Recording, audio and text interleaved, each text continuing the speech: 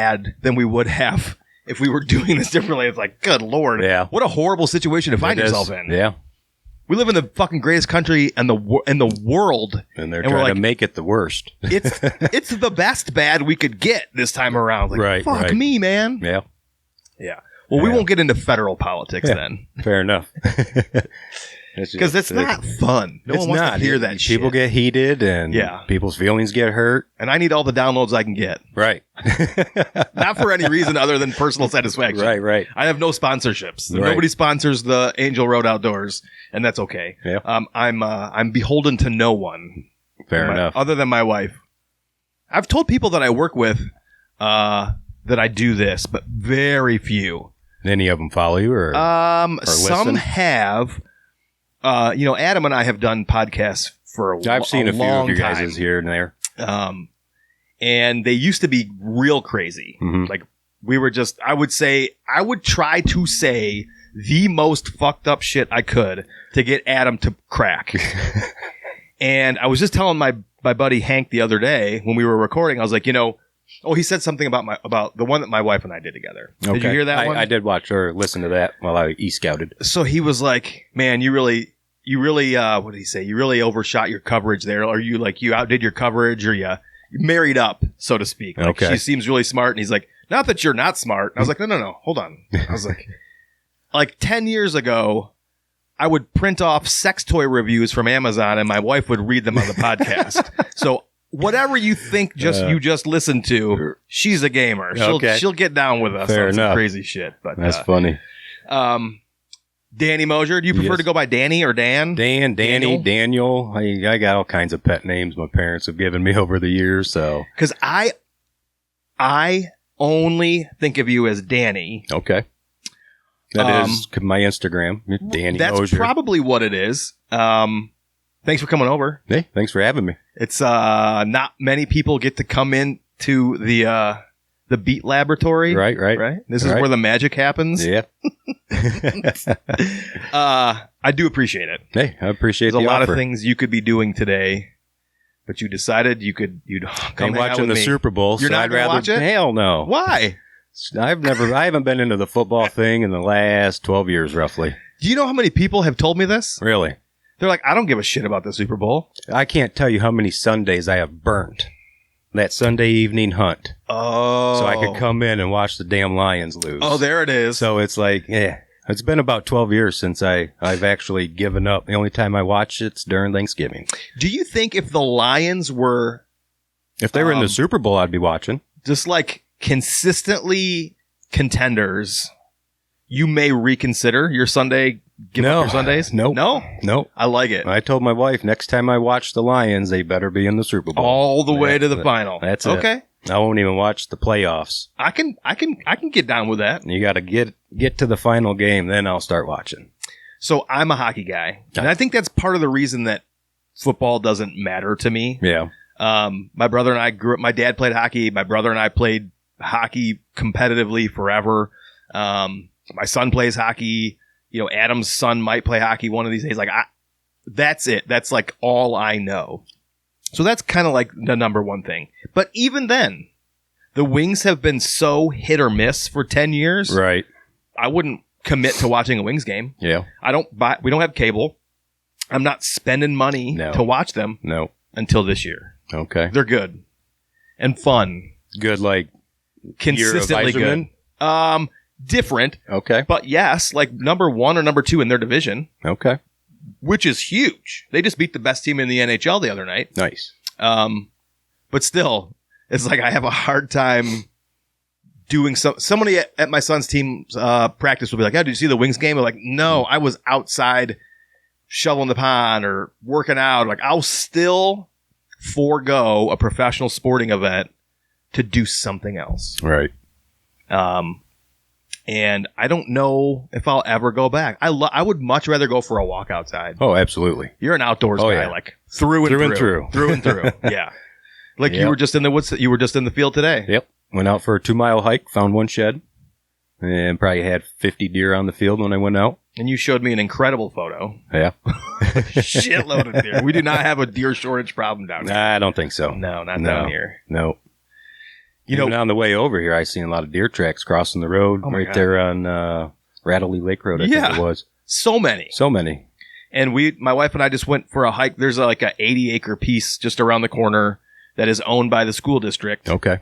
That they have posted no trespassing, but there's manicured trails out there. So it's kind of keep the riffraff out, but you can just hike through it and everyone's cool with it. Okay. There's fucking deer everywhere. Okay. Everywhere. Yeah. I've never seen any bucks. No?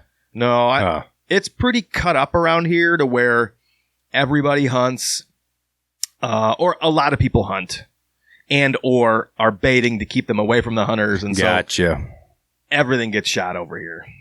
Everything. Gotcha. Except the does. A lot of does around here. I had a ton out my way, too. Yeah. So I just think that's the way it is right now. Yeah. Yep. Yeah. Well, again, I appreciate you coming over. Take some time and introduce yourself and tell us who you are, what you do, where you're from, how long you've been hunting, all that good stuff. Yeah. Well, name's Danny Mosher. Born and raised in Highland, Michigan. Work for my dad. He owns Precision Mobile Homes. It's a mobile home repair company. My grandfather started back in 81, and then my dad took it over, I think it was in 94 or 95, and just been plugging away, repairing mobile homes. To what extent do you mean repair? Oh, like inside, outside? Everything. Everything. We do a lot of insurance work, water damage, animal damage, remodeling, bathrooms, kitchens. Just a lot of, well, that's all we work on, those mobile homes. We don't do anything in the residential field. We got a, small little niche. There's not a lot of good quality mobile home repairmen. And you get a lot of guys who work on residential that go into, well, let's just say plumbers. Sure. That deal with residential or commercial that get called into a mobile home situation. They don't want no part of it because you got to crawl under them.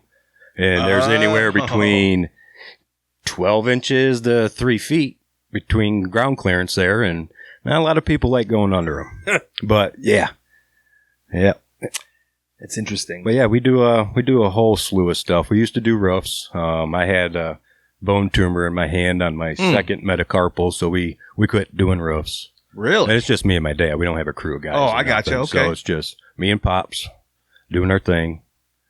Been hunting since I was 12. Dad's been carrying me in the woods though since I was in a diaper. But that's really funny. It's all been visual. Yeah. But same farm in Livingston County. So hold on. Same farm since your dad was carrying you in a diaper? Yep. Yeah. I don't think I realized that. Yeah. That's super cool. It's my dad's been out there for 44 years. Holy shit. And I've been out there my whole life, so yeah. Does he get bored? My dad? Yeah, with it. I can't really say he gets bored. Now that he's older, he's not into it like he used to be. Yeah, that makes sense. It's like he said, if I didn't hunt, he wouldn't be hunting. I'm his little hunting buddy. So me and Dad got a great relationship. We're best buds. 2 peas in a pod. That's funny. Yeah. And awesome. Yeah. Again, I don't think I realized that it was the same farm that your dad's been hunting that long. Yep. My grandfather became friends with the old farmer there at the time, war veteran like my grandfather, and Grandpa just worked the farm in the summertime. And how old was he? If you know. I don't know off my hand. My grandpa died at 67 though. Okay. So it was in the 80s when he got in out there at the farm. Okay. And we became great friends with him and been out there ever since. Oh, damn. Yeah. Do you do some work for him out there too? Like I help him here and there. Yeah. I like cutting firewood up for him. Okay. They heat their homes with the wood burner on the outside and piped into the house, and just go out and help out as much as I can. Without giving too much away, kind of, if you could, describe the property. It is phenomenal. I hunt a 13-acre patch of woods that's surrounded by 4 ag fields. 1, 2, 3 or 4. It's got a nice little funnel, if you will. Nice little ridge line running east and west. Creek runs through there, and the south end of the 13 acres, their sanctuary, basically. Sure. I hardly ever go in there. When I do, shit gets disturbed and deer are gone. which happened to me this year. I popped the doe up there after I got that big buck, and they weren't around anymore. No kidding. But that's sensitive. Huh? Yeah. But that 13-acre patch, though, I mean, it's like a rut hub, if you will. Them bucks constantly cruise through there. Go check that doe bedding up there. Few of them will bed down. They'll claim it as, one of their core areas. Yeah. Like I said, I haven't been big into the shed hunting, so I don't know exactly how long they hold there, or if it's just during the rut and then they poof, they're gone elsewhere. But there is a good chunk of land that is not hunting. Can't say the name of it, or else it'll just give my whole location away. But there's I think it's about 800 acres, 900 acres, no hunting allowed on it. Whether or not people actually get out there and trespass is another story, but there has been a ton of giant bucks that cruise through this little... So I hunt the 13-acre patch, and then my dad's little chunk of woods that he hunts, it's like 50 acres. Okay. And that butts into another farmer's land. So there's a property line right through there. Gotcha. I want to say that little chunk of woods of the other farmer, maybe 40 acres. Okay. And then the chunk my dad hunts is like 50. And then there's another guy that hunts out there as well in that little 50 acres. So that 50 acres is kind of split. Sure. So they kind of get the north end, Dad gets the middle, and then I get the little 13-acre patch. But it's done well for you. Oh, man, I'm telling you. I've never baited. I've never put in a food plot. I've never even asked the farmers if I could. Yeah. I just leave it to the deer. When you were going back there, like as a kid, once you were no longer just wearing a diaper, once you maybe had some camo on or something, and you were back there, what was the evolution of hunting like for you? Like, what kind of hunter's your dad? Like, what was he teaching you? What was he showing you? My dad was a brown. If it's brown, it's down. Okay. Everybody wants to kill the big buck. Sure. Right? So we do our best to not kill the youngsters, but if it's brown, it's down. And my first deer ever was a doe. This was back when I was 12, so we had permission to hunt the north end of the farm. And there's a little swamp hole, is maybe 15 acres, that butted up to the property we can't hunt, that there's no hunting on. Big old 10-point, giant 10-point. I can't tell you the inches, but I mean, he was huge. They bedded down behind me for about an hour and a half. I'm 12 years old. I think I was 13. I'm losing my shit, man. I'm sure. This is my first encounter. And he's out at 30 yards. And, I remember Dad always said, if you're uncomfortable with the shot, do not take it. Well, I got my pin on that buck, man, and I just shaking like a leaf. That doe walked 7 yards right under me, so I took her. Nice. And 7-yard shot right into the heart. That buck, actually, my dad shot a smaller one, a little 4-point that morning. He was already down dealing with his buck. Finally, that buck and doe walked by. I shot the doe. That 10-point almost ran my dad over on that trail. God. Yep. Yeah, it was a pretty cool hunt. I think it's kind of unusual that somebody has the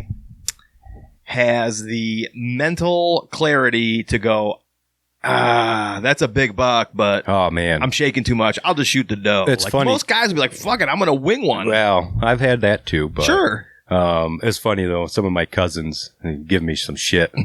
My first deer's going to be a buck. I'm like, well, you don't know that, right? But we all wish for it. Hell yeah! But that's already in the past. But still one of my favorite hunts. So coming from a brown is down family, how did you learn deer movement? Like, did you guys ask? Were you asking lots of questions? Was he volunteering stuff? No. Just sitting in the woods, time in the woods, just watching the deer. And then over the years, it's kind of just come together for me. And I've always been in a ladder stand, 2 ladder stands in that 13-acre patch. And I would, do I want to sit here or do I want to sit there? Yeah. Do I want to walk 900 yards or 600 yards? I don't know. So it just would always depend on where I'm going to sit. And then over the years there, it's like, man, I want to get a deer like my dad's. And so I started letting a lot of young stuff walk. I've let more walk than I've killed. And it just, in 2022, I had the hand, I was 21. the end of 21, going into 22. Got on the old YouTube. Now, I will say this real quick. I'm kind of old school. I've had a flip phone up until 2019. Oh, I love it. First smartphone was in July of 2019, and I wasn't big on it, but I started an Instagram so my wife's family up in the UP could, see what the hell Danny's up to. Mm-hmm. And kind of just rolled out from there, but, oh shit, where was I going with that? Old school. Old school. Got on in 22 on the YouTube, came across Dan Infault. Oh, yeah. And hats off to that man. He is a wealth of knowledge, and thanks for him to sharing that stuff, because I had that mentality of I want to, go hit public land. Yeah. I want to have more of an adventure than just the 13-acre patch of woods. Sure. And I never had the balls to do it. My dad kind of had me scared of the swamp just because of the bog and, shit could go south if you're not careful. And my dad didn't have a ton of experience in that. Yeah. He had some public land hunts, and he's like, fuck that. We got a sweet piece of pie right here. You don't need public. It's funny how that happens. Yeah. So in 22, I grew a pair. It's like, I'm going to go venture on some public land. And I haven't hunted a ton of it. I really haven't. It's hard for me to leave the farm because of the quality of the deer that are out there. Of course. But I want to seek that adventure. Something that's different than the same old, same old. And I was like, you know what? I'm going to pull the trigger. I went full-blown mobile. Straight from ladder stand to one stick, repel. That was it. That is like as extreme as it gets. Fucking go big or go home, ladder right? stand to one sticking. Yep. Holy shit. Now, I did buy a climber. I think it was in 2016. And 30-pound Summit tree stand. Went with the deluxe because I wanted to be comfy all day. Yeah. Well, I had a little mishap one day. In it? In it. Not mine. My buddy bought one, and I just got him into hunting, and he bought one, and I was like, yeah, there's nothing to them. They're safe. Shit. If you put them together right. I was about 10 feet up, and the seat part of it, the cable, I went to put the weight on it. Cable came right out. Luckily, I landed on my feet. Yeah. My dad was right there, my two buddies. Your feet were locked in, but you were able to get them out? Well, he didn't have the stirrups. Oh, okay. Okay. It was just like the bar. Yeah. But oh my God. I lost that, man, and I went flying backwards, and I don't know how in the hell I landed on my feet, but I did. Oh my God. No broken bones. Woo. But after that, it was like, you know what? I ain't, nah. And then it was like, I'm done with these ladder stands. Yeah. And went full-blown face first into mobile hunting. Can you imagine it any other way? Like when you think about the things you've been able to do since then. I don't know how I was able to go so long without making that change. Yeah. It's fascinating. I was so content with what I was doing, with what I was seeing. It was just, I was content. I suppose in fairness, you were having great hunting experiences. I was. On a great piece of ground. So I suppose one could argue, well, you were on a great piece of ground. Yeah. That's why. But yeah, man, I think about that all the time.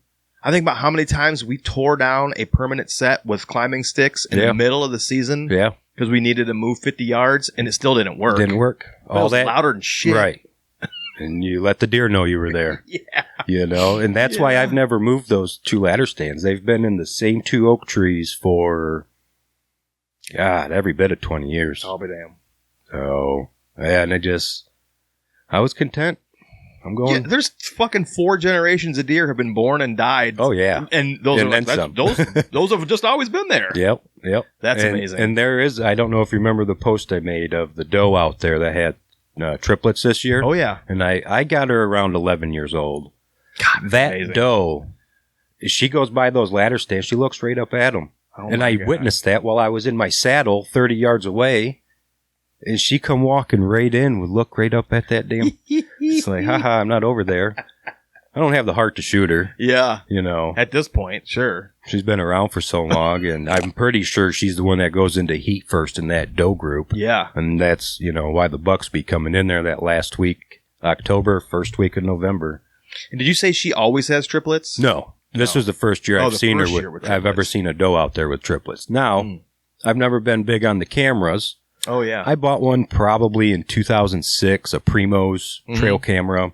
First downpour rain that we got, the thing quit working. So I was like, I ain't never dealing with cameras again. Yeah. Got a hair up my ass with this whole mobile thing. And I was like, I'm going to buy me 9 cameras. Yeah, it happens fast. Goddamn, you tripped and fell into the deep end. Oh, I'm telling you. Watching Dan Infault there, man. He really, it was just light switch, And so I bought 9 of them, placed them all around. And public or private? I put one out on public. Okay. The rest are on private. Okay. Just, you're going to lose them on public land. Better chance. Now, I will say I've been fortunate. I did have one stolen off of private. Same. I don't know exactly who, but it was at my dad's house on his 17 acres that somebody trespassed on. Took the camera. Damn. Yep. That's bold. Very bold. Shit. So, yeah. So I have a theory that my cameras from private were taken by the farmer who didn't want us hunting, who didn't like that we were hunting and shooting a deer. I think because he, so the way I understand this is I've asked permission to hunt the neighboring properties, and the ones that have ag have told me when I lease the land to the farmer, it includes hunting permission. Okay. Exclusive hunting permission.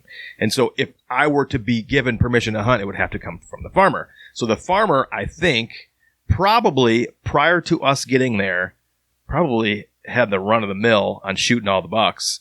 And all of a sudden, some dudes show up who can figure this out. Well, the buck harvest probably went down dramatically. And so I think having a couple cameras on our property, but on the property line-ish area, he didn't like it, and so they disappeared. Because they were taken from the back. They were cell cameras. Okay. And I never got a picture of anybody. So that tells me that you saw it from the combine, walked up behind it, and snipped it, opened the door, and turned it off, and never to be seen again. That's happened multiple times. Damn. And I've confronted people, and everyone always says, I have no idea. I don't know what you're talking about. Yeah. So it is what it is. But it's also stopped happening. So. Okay. Everybody knows that I'm aware of it happening now. And but anyway, let me catch you. It's funny you say that you have more of a chance on losing it in public. I have been putting trail cameras on public land for 4 years now. So starting in 2022, a couple in Michigan, but not much. Okay. Always one stick plus my height off the ground. So 8 to 9 feet, I would say, off the ground, maybe even 10. I've never had one stolen from public. You ever get anybody looking up at them? Yes. Okay. One in Ohio, I've had some kids open. Really? But they shut it. Okay. Didn't take the card or anything? Didn't take the card, which is so odd. Or was that a cell cam? It was a cell camera. They might have checked it, but they didn't take anything because I still have the camera. Okay. So it's weird shit. But I just talked to a guy the other day who said he's 5 cameras so far this year have been damaged. Really? In Ohio. Wow. And I'm like, are you putting them up? Are you putting them up or are they down? He goes, at least 2 sticks high.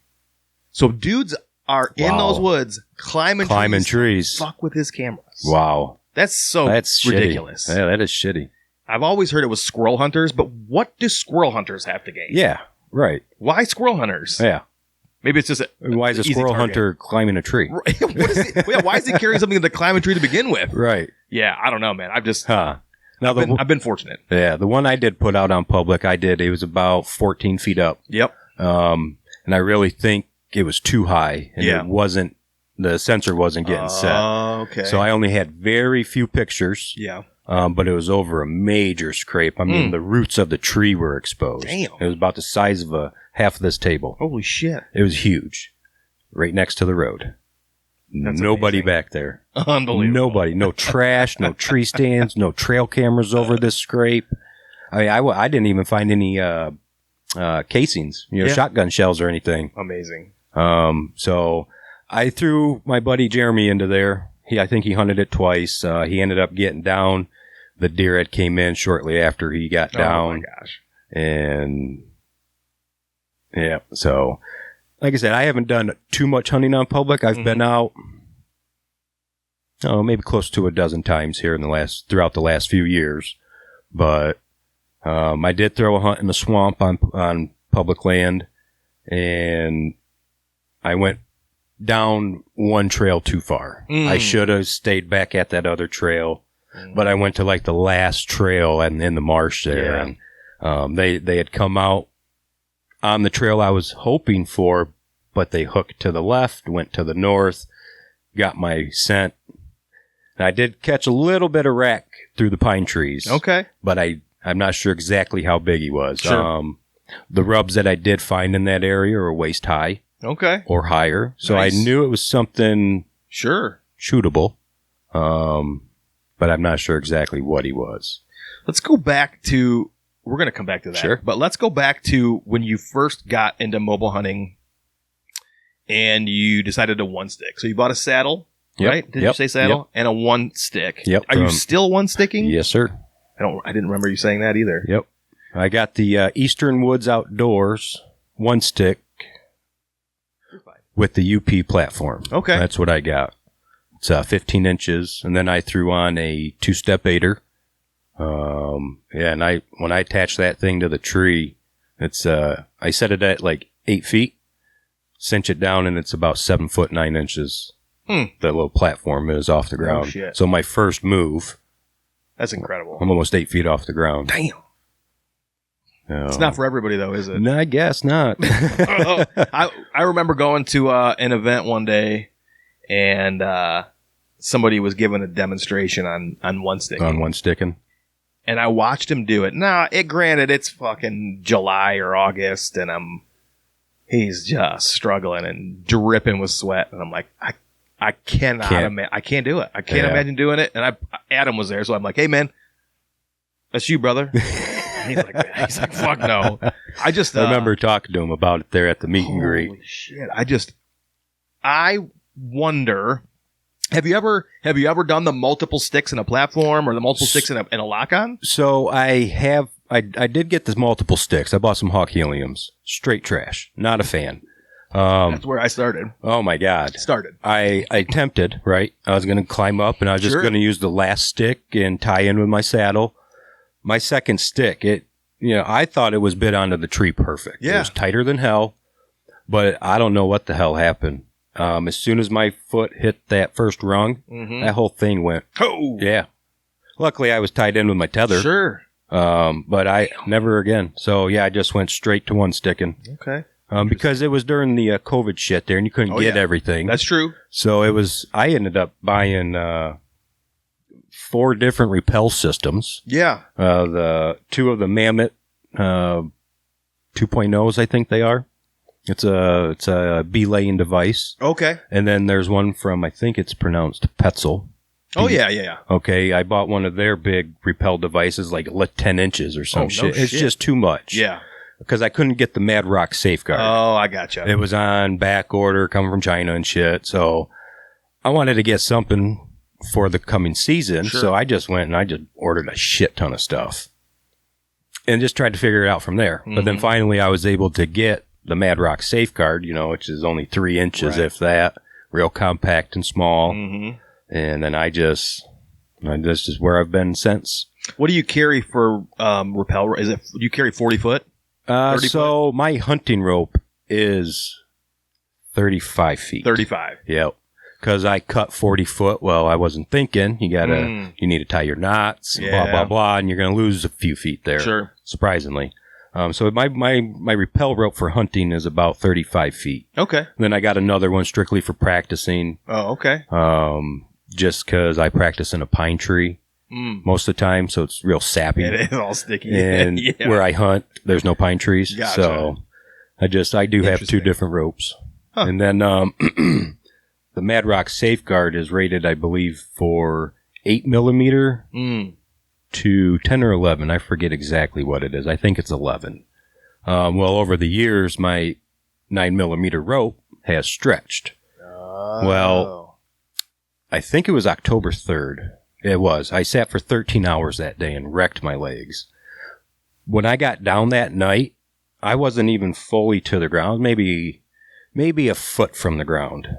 And I kind of came, because you kind of walk down the tree as you're rappelling, and I went to go get into the standing up position. My whole fucking rope just zipped right through there. Ooh-wee. Yeah, scared my mule.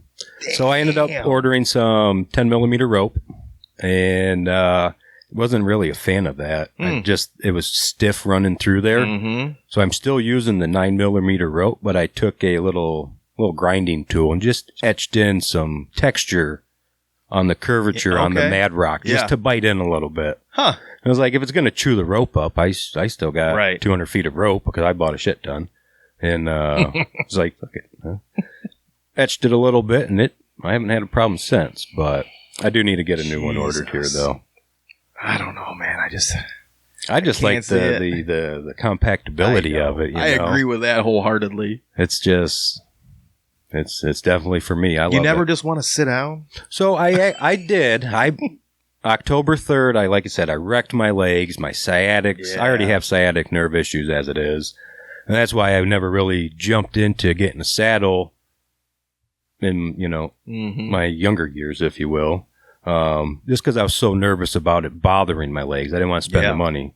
My buddy Jeremy, he talked me into it. I tried his out, and I think he had the Mantis. Okay. One of Tethered's first saddles. So I was like, all right, you know what? I'm going to get me one. Got me the ESS from Tether there, and I love it.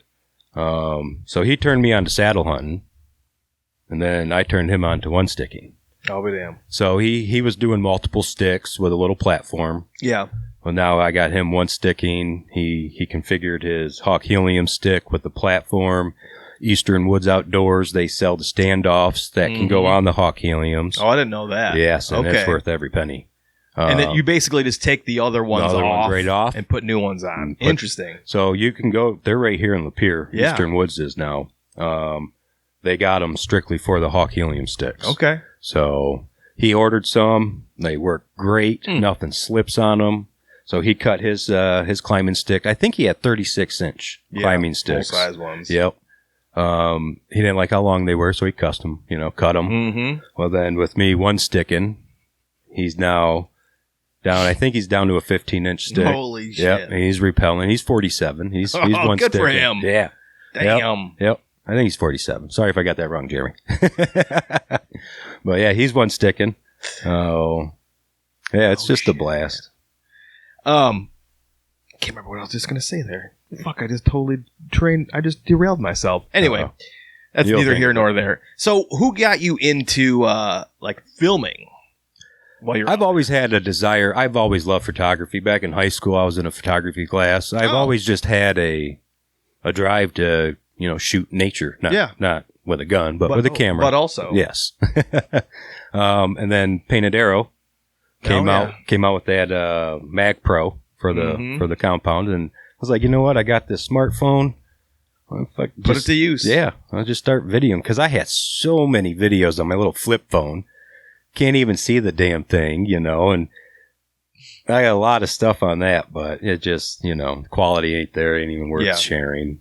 Yeah. But yeah, I've always had a desire to film my hunts and just my journey as the season goes on. When you're filming, are you hoping to put together like some sort of a presentation? Or are you just? I don't know. I'm just having fun right now. Yeah. I'm just having fun. A lot of guys when they start, they have these grand plans, but I didn't know if you were just kind of like if it develops into some hunting show or whatever. Yeah, sure, that would be sweet. But I'm not really pushing it there. I'm having fun right now. Yeah, just if you want to follow along and watch, come on. where would people go find you on Instagram? Instagram is Danny Mosher. 2711. Okay. And then I actually just started a little YouTube thing. Oh, nice. November here. That's just Dan_Mosher. Okay. On YouTube. So it's just put my hunts out there and just my little daily adventures in the woods, I had grand plans. Like I was going to buy the expensive camcorder and thought about it. Learn how to edit video, which I did, but like not to the level that these dudes are doing. And I'm like, I'm not telling a story. I don't have enough B-roll. It's like now I just kind of want to capture stuff for me. Yeah. And that's really what I'm all about. This is for me. Right. But I'm going to put it out here. If anybody wants to follow along, you see what the hell Danny's up to, it's there for you. So you're mobile hunting and you're frolicking around occasionally in the public land. Yep. What made you decide to start like shooting better deer? I've always wanted to get one bigger than the one my dad had. Oh, really? Oh, yeah. Yeah, Okay. Dad's got quite a few. Okay. I know. So most people don't know this, I don't think. I shot a big deer in Illinois.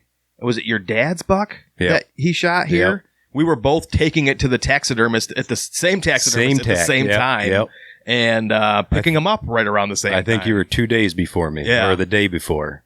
So your dad's got a lot of big bucks, huh? Yeah, he's got, I think, 9 or 10 on the wall, plus a shit ton more in the barn that, aren't huge, because he was, if it's brown, it's down. Yeah.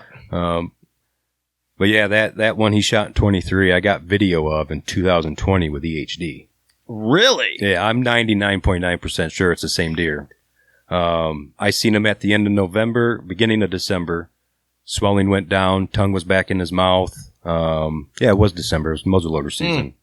I didn't get a shot on him. Yeah. But he survived. He disappeared in 2021, came back in 2022, and I was really after that deer. I was like, oh, he's going to come through. He's going to come. So I was. How old would you say he was at this point? So in 2020, I would say he was a 2.5-year-old. Okay. When my dad shot him, I put him at that 5.5 mark. Okay. So he disappeared at 4? At 3. Oh, he disappeared at 3. Yeah. Okay. Yep, at 3. And then came back 22, and then my dad shot him opening day of gun season at 23. I'll be damned. Yep. And he deserved him. He did. Oh, as a hell of a deer, man. Yeah. Hell of a deer. Yep. I don't think people always talk about Michigan as being producing maybe historically less than. I think there are pockets. There are fucking magnums. There is. And I had a guy on here earlier when I started, Jake Bollinger, and his brother shot like a 200. Michigan? Yeah, like in the 90s. Nice. Kevin with the Deer Hunter podcast just had this guy on, Jordan, shot a 175. Okay. And he said he lives in Ionia County. Okay, I got family over there. There are fucking magnums over in Allegan County getting shot every year. Ton over on that side. Hillsdale, Jackson County down in there. Dude, there's magnums. There is. Now, the state is so segmented that a lot of people are... listen, I'm for one buck. Me too. Okay. And it's not that I am not having a good time. I am just willing to try it and see what happens. And if it gets better and we balance the herd ratio better, cool. If not, we can go back but I also realize there's this argument like, hey man, maybe the state should be managed differently throughout the state. Right. Like if you think about Ohio's map, the deer map, they have sections like 2 deer counties, 1 deer counties, I've noticed 3 deer that. counties. I don't think Michigan should be managed from one blanket statement. I think that's what's going to happen. Yeah. But I don't think it should be, especially when you listen to people talk about the biodiversity or lack thereof in the UP. Right. And how there are even sections of the UP that have ag and shouldn't even really be considered the same as the rest of the UP. Right. There are places in the northern lower that I have hunted that seem like there's tons of does, maybe not many bucks. And then there's places in the northernmost lower, like the northern 13 or whatever, where they have APR restrictions where the deer hunting for bucks is phenomenal. Yeah. I don't know where I was going with that other than to say everybody talks about Michigan as being less than. But man, I just think if you just want to deer hunt, Michigan's phenomenal. It is, absolutely. Just deer hunting as a blanket statement. Right. It's phenomenal here. Yep. But if you put in the work, you could find... That's it right there. You could definitely find one. That's it. People do it every year. Yeah. Every fucking year. If you follow Michigan Buck Poll, there are magnums every And there's year. a bunch that don't even make it out there. Sure. There's dudes that don't want people to know what they shot and where they shot it. Yep. For sure. Yep. So you see your dad find success. Yeah. And you're like, you know what? I'm gonna one up him. I 100% wanted to, man. And you did it. This year I did. Yeah. Yeah. Yep. How does he feel about that? Oh, he was happy for me. Good. Absolutely. Now, when I did shoot the deer, I was only in my tree stand or in my saddle for 43 minutes before I shot that deer that morning. Called Dad up. Hey, I just shot triple beam. Okay, well, I'm gonna hang tight, because there were still other deer moving around. Sure. And he waited it out, and then finally, after I gutted the deer and got back to the truck, he jumped in the truck and rode back over. So it was about an hour and a half before he actually got to see it. And then as I was backing the truck up to the deer, he had walked over. It was, holy shit. Now, I don't think it's quite as big as the one he shot in 23. Okay. I really don't. Interesting. Yeah. We've never been one to score a deer. Sure. Dad's was actually the first one we put a measuring tape to, Okay. Just because he's always wanted to get a Boone and Crockett. Right. He shot that deer. I'm like, dude, that's a Booner. It's a Booner. Well, I scored it. Wasn't official, Sure. I scored it. 169 and 3/8 gross. Golly. Netted 160 and 4/8, I think it was. Holy shit. And that was before the drying, the 60-day, But just for us, it was like, there's your Booner. It's not a full-blown, but you would give it a 3-year recognition with Boone and Crockett. We're men. We round. Sure. We dramatically round up. So I told him, there's your 170. Absolutely all day. Fuck yeah. Yep. That's awesome. So. Well, let's tell the story about your deer. Because it wasn't like he happened the first time you ever saw him. Like, you knew about this deer. Only because of the cameras. Yeah. I never had him. I've never had eyes on him in previous seasons. Mm-hmm. I was after in person, just on camera. Just on camera. I was after the one from 2024 that I wounded. I had seen him at the end of 22, 7-point, really wide. 23, he blew up. 14-inch G2s. Damn. I would say is every bit of 25 inches wide. I had one encounter with him. He didn't come out of the thicket. He stayed 40 yards from me in this thicket, chasing some does. I grunted at him. He did not like it. And he just went a little bit further south of where I was at. And then that was it. Never seen him again. So I was like, you know what? I'm going to go look for his sheds. Never found him. That always blows my fucking mind. Never heard of anybody else. Because where I hunt the farm, there's maybe 6 other guys that hunt out there. Not in the woods that we hunt. They disperse everybody, which is cool. But never heard of anybody else getting them.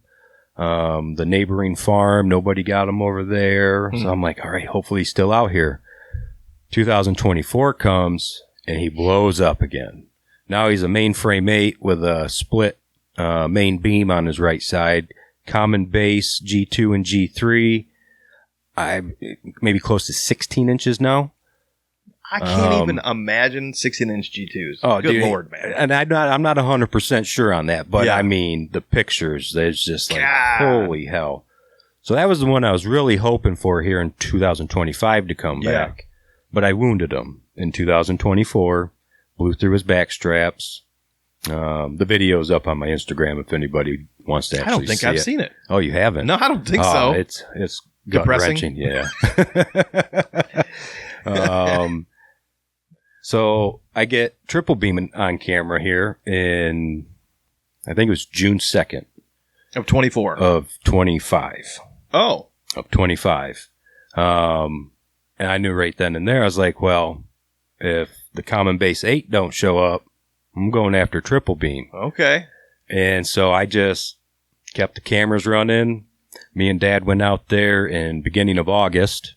Set up our ground blinds. I pulled some trail camera cards, and we actually bumped triple beam. I'm like, I bet you that's that buck. So when you see this deer on camera, maybe not initially, but maybe after you start watching him for a little bit, do you recognize him at all? No. No. He's totally a new deer. A new deer to me. Damn. Whether or not it was one that was around previously. He had no characteristics that looked nothing like that. Really? Nothing like that. So I can't determine if it was this buck or that buck. Yeah. I'm not 100% sure. I feel like that's such a unique characteristic that There would have been something. I would think. Yeah. Then the weird thing is that on Michigan Buckpole, there was a shit ton this year with multiple beams. Yeah, with a triple beam. A second main beam. The property that this deer came off of was that a Michigan deer? No, okay. That's Illinois. So there's something broken right here. I see that. There is at least 2 other bucks with some weird-ass same side out there. Okay. One of them is a giant turkey foot-looking thing on that I think I seen that one. Holy shit. I remember you showing me that picture, but they're all on that one property. Really? I've never seen that anywhere. Huh. And it doesn't seem like it's injuries. It seems genetic. Genetically? This is coming out of a pedicle, a separate one, yeah. Crazy, man. Yeah. So when I got that picture of June 2nd of 25, it was like, there's my other target buck. Yeah. So I was dead set on him. I kind of already had my golden hour with the common base 8. Mm-hmm. Kind of write him off a little bit? Yeah, I kind of did. Did you? I did. Is what it is. Yeah. Just move on. And so I had 100% had my eyes on triple beam. Fast forward to September, logging company comes in. Did you know this? I did not until I went out there, which it's all good, Yeah, but sometimes the farmer's like, hey, just a heads up, I just hired a logger. Well, so this is what happened. Farmer, we walk in the parlor and we're shooting the shit. He's like, guys, I'm sorry, I got bad news for you. I'm like, oh, God. We're either not hunting anymore or someone got my deer. And he goes, no, logging company's going to be coming. I was like, well, shit, don't ever do that to me again. You got to approach that differently next time. Logging company, whatever. The deer don't care, right? They'll be in and out, and then they'll be back. And so they came out September 22nd, had them on camera marking trees. So fucking close to season. I know. Golly. It is what it is. Yeah. I still had high hopes, and I'm still going to go sit my little piece of pie and see what happens. Because it doesn't matter when the rut kicks in. That's true. You never know what's coming. Yeah. So it is what it is. Last picture of triple beam was September 20th. Nothing after that. Oh shit! So you don't have the big buck from the previous year. Nope. He's not on camera. He's not on camera. He probably crawled into a hole somewhere. Yep. Now triple beam has disappeared. Yep. And you're 10 days from season, 11 days from the opening day. Yeah, 8. Holy 11. shit! Yeah. So Diarrhea City. Yeah, it was a little heartbreaking, but is what it is. And so the deer activity out there all of October was just not normal. And I think honestly it was that smell of that spray paint, because I think they marked about 40 trees, 30 trees, I think it was. So that little 13-acre patch just reeked of paint. That's true, in my opinion. Because it wasn't just in one section. It was the whole 13-acre patch. It was about 30 trees, I think, they marked over there. I mean, I had one nice 8-pointer who was kind of hanging around that early October time. Mm-hmm. Other than that, I wasn't really seeing much of anything for deer. Not even all the does that I would normally see. Yeah. But do you find that a lot of... Sorry to keep it. No, you're good. You find that... your doe harvests are, like, you guys are harvesting enough does in the area? No? No. Me and Dad personally don't harvest enough does. And it wasn't a knock. No. I'm always just curious to see what people see or hear. Right. Yeah. The neighboring property hammer them. Okay. So there's somebody out there on top of it. Yeah. I do like taking a doe or two. Yeah. Early season, it's good to get, the rust off. Yes. Right? Let 100%. One rip. I didn't take a doe, though, until November 17th this year. Okay. I was just real careful on what I was doing. Yeah. Because there was the logging company in there, and I had 2 bucks on my mind, and I just wanted to go easy as possible and not put too much pressure in there. Yeah. So I focused on hunting the edges of this 13-acre block. Okay. I didn't hunt my normal along that funnel, that ridge, Finally, November 1st, I sat on the northeast corner. I took my dad in, dropped him off. I got back out there by noon, and I kind of walked through the little section my dad hunts. Mm-hmm. Just, rubs, scrapes, anything going on yet. Walked through his section, walked across the dog leg and into my 13-acre patch. And I was standing there at a freshly Magnum scrape, man. Just huge. I'm like, shit. You said November 1st? Yep. On fire, baby. Yep. Oh, yeah. I'm standing there and I see this giant 8-pointer. Not sure if it was the one that I wounded in 24, but it was just a massive 8-pointer. Major mass throughout the main beams. I seen him dart right in where I just walked across. I'm like, well, shit. He might come down this edge tonight or just inside this wood edge and travel up to the doe bedding. So I sat in the at the base of this cherry tree. It's like 3 trunks or 3 trees coming out of one trunk. I forget what they're called, like a condiment tree or Cody. I forget what the word is. So I sat a foot off the ground on my hang-on, and this little spike walks 5 feet right by me. No idea I was there. That blows my mind all the time. Fast forward to November 2nd. I'm like, you know what? I really wanted to set the north end, where I had previously had triple beam daylighting frequently. It's like, God, I want to sit there. It's like, Dad, do you care? He's like, yeah, go back. I was like, all right, fine. So I went and I sat down in the bottom. First time in the bottom, in the middle of the woodlot, which is where my ladder stand is at. I sat about 30 yards in front of it. Smoked a cig, put the cig out. Well, actually, I skipped a bunch there. Got set up at 6:30. At 6:40, I hear a buck fighting. 2 bucks fighting. It gets done. I let out a couple grunts, light a cig. At 7:12, I catch a little bit of movement in this thicket coming down that little ridge, at the point of that ridge and where that creek's running. Put the binoculars on him, and instantly I seen that second main beam on his right side. I'm like, oh, here we go. Binoculars down, and it was deep breath, calming myself down, because I was not anticipating it. I got a little excited, but I got to watch him for over 2 minutes. Dude, that helps a ton. It does, a ton.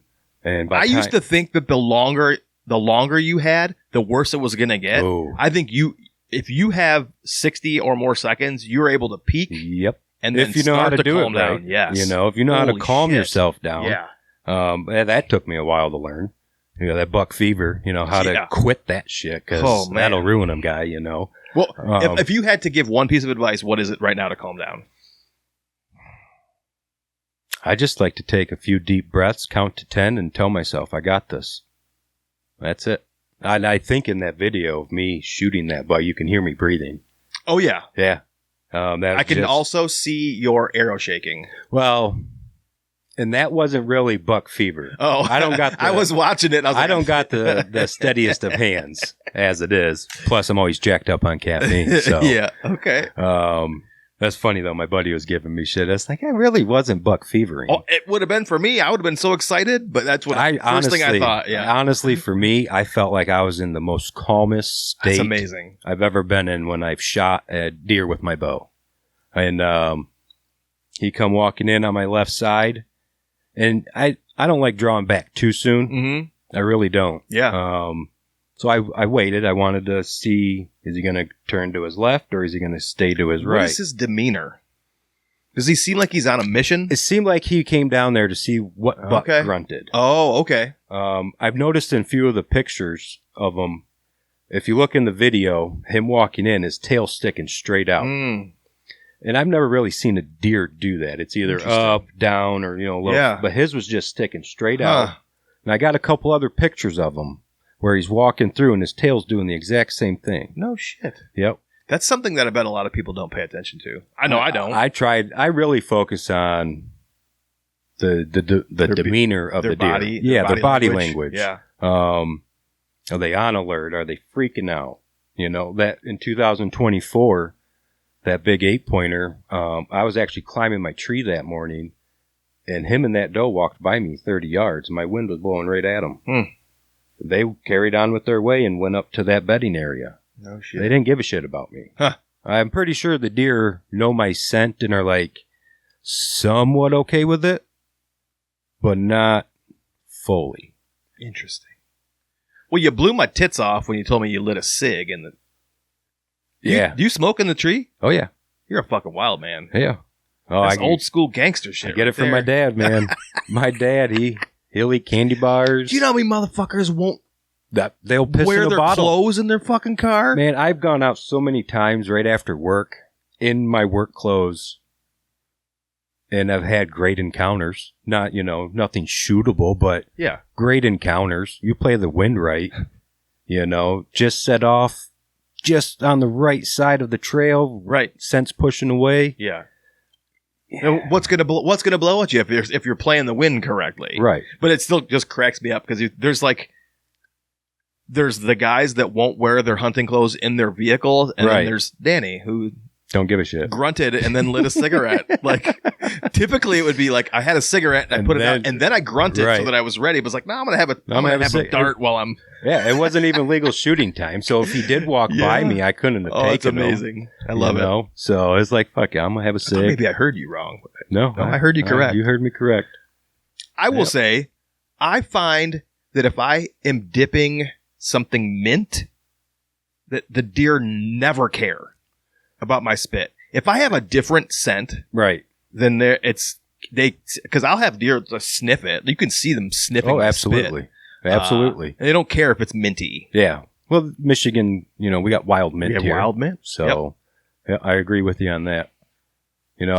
I'll piss out of my tree stand. I know people that will not piss out of their tree stand. I do it. Yeah, regularly. Yeah. My dad will shit next to his. Adam shits next to his. I will go somewhere and shit and then come back.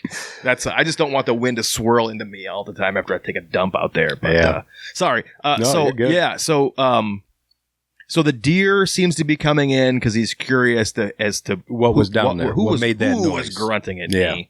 And you notice that his tail is straight out. Just I'm gonna have to go look. Yeah. I have to look back at some trail cameras. I've never personally, in my 24 years, I've seen a deer walk around with his tail straight out. Yeah, I can't. Always down, up or down. Yeah. Walking with a flicker. Huh. But this thing was just straight out. When he was on camera in the summertime, did he seem to be pretty social, or was he kind of like he was on his own? He had some younger bucks with him every now and then. Yeah. But the majority of the pictures, he was by himself. He wasn't following anybody. Yeah. The younger ones would follow him. But I think, he was definitely on his own. Yeah. There is another nice one out there that I got on camera, which might be the one I wounded. It's a 6 on his right side and 4 on his left. Okay. It's a 6x4. Huh. Massive rack, but it's totally different. It's not as wide. Yeah. So I don't know if the injury caused him to grow different. So he's got the same scar on the exit side of him. I got a picture of a deer in February of 2025. It looks like a perfect wound in the area that I hit him. I'll be damned. And now I got a picture of this 6x4 running around with the same scar. So I'm not sure if he's still around. It's a pretty good guess. I will find out this coming season. Yeah. But so he's somewhat social. He's not visibly aggressive towards the other bucks. I don't think so. How old? Do you know how old he is? I don't, but I would put him at that 5.5 to 6.5. You would put him at 5.5 to 6. So there's something. Did you notice how gray his face was? Like super gray. Yeah. Now the one my dad shot that I'd say 4.5 to 5.5. Mm-hmm. Nowhere near that amount of gray. Yeah. I don't know if deer age like people, as far as I think so. I would think. Yeah. Get a little grayer. I would dogs think so. do it. Hell right? yeah. So, I've never shot a deer or seen a deer with that size body either, though. And that's why over here, looking at your, a big old belly on him, bulging. He had that good hump at the shoulder blades. I'd put him at that 6.5 mark. Nice. That really blows my mind that you don't recognize him. Yeah, I mean, it's so interesting. Back to the whole... Totally makes sense, but it still blows my mind. Back to that whole triple beam thing, that second main beam. Do you think it could be like a drought? I don't know. Well? I don't know. It just blew my mind how much there was in Michigan this year on the buck pull. Yeah. And throughout the country. There was some other nice ones shot. I forget where one was at. I think it was in Iowa. giant. Blew mine out of the water. And huge the drought. And the drought. With the drought. Yeah. Huge third beam. Just giant. I'm like, damn. So when I think about like the Kansas deer, it's always a fucking drought. Out there, sure. Most of the time I go out there, there's no fucking water anywhere. The deer are gigantic. So they're getting their moisture elsewhere. Yeah. They get most of it through their food, I believe. Correct. And so when you think about it, it's like, well, was it because we had maybe a sharp change? So we get historically wet. Yeah. And so maybe it is that abrupt change to dry. Yeah. Maybe that does have something to do with it. Because I just found it completely weird that there were so many with that extra main beam. It's like, are there that many deer getting wounded, and then that's what they grow after the injury? Our genetic, I say genetic. I don't know that it's genetic. Our antler structure visibly has changed over the course of time at that property. Occasionally we'll get like a super high and tight deer. Like that is not. We get. I would have to agree with you all the time. Same with the area I hunt. And now we're getting like split brows. Where the fuck did that come from? Okay. Where did that genetic thing come from? Like, even 1 and 2 year olds have a split brow or a split. We had double split G2s this year. Where the fuck is this coming from? Yeah. And they don't visibly appear injured, or they don't have an obvious exit wound somewhere. Like I have seen that, but I wonder, like, is there a soil composition change that happened that causes a genetic change? Or is it like other deer have just moved in and just changed the DNA as a whole? It's just such a fascinating thing. Is it interbreeding? Yeah. Incest, Yeah, probably. Could it? Yeah, I would think that has to be happening. Yeah, the whole split brow tine thing isn't common in my area. I do have this year I had a really nice 10-pointer with a split brow. 2015 or 16 it was. I shot a non-typical 12-point with a split brow.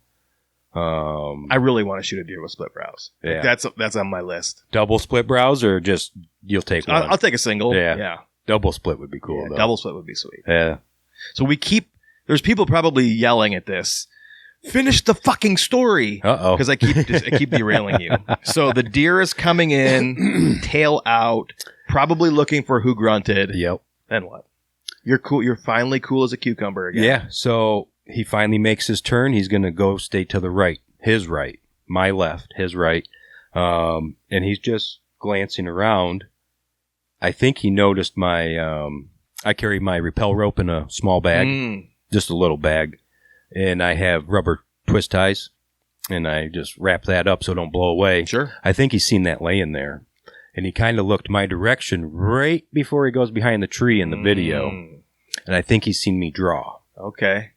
Wasn't freaked out about it. Yeah.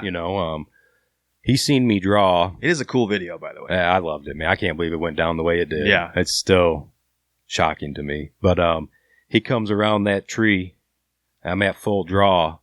And I'm trying to figure out real quick, where am I going to shoot him? Because I'm pretty sure he just seen me draw. And he's quartering towards me.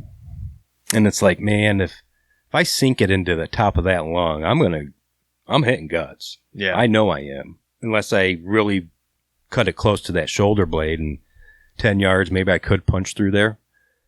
But I've been watching this guy on Instagram, the Anatomy Hunter. I don't know that one. Look him up. Okay. He posted a video and he answered what I thought to always be true, because I process my own deer, and in the process of processing them, I've noticed right in the front here, if they're close enough, you can fucking drill them in. Yeah. Okay, and you're avoiding the guts now. That's true. So he's quartering towards me. My pin is right at the base of his neck and in front of that shoulder blade.